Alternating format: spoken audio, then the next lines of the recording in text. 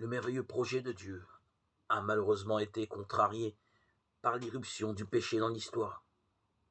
Par le péché, l'homme se rebelle contre son Créateur pour finir par idolâtrer les créatures. Ils ont adoré et servi la créature de préférence au Créateur, Romains 1, 25.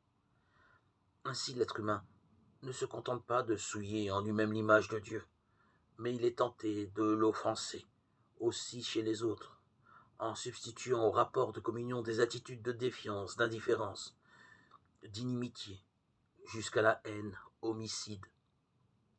Quand on ne reconnaît pas Dieu comme Dieu, on trahit le sens profond de l'homme et on porte atteinte à la communion entre les hommes.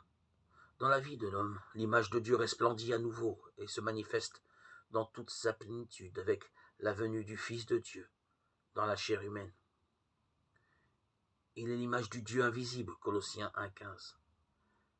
Resplendissement de sa gloire et effigie de sa substance, Hébreux 1,3. Il est l'image parfaite du Père.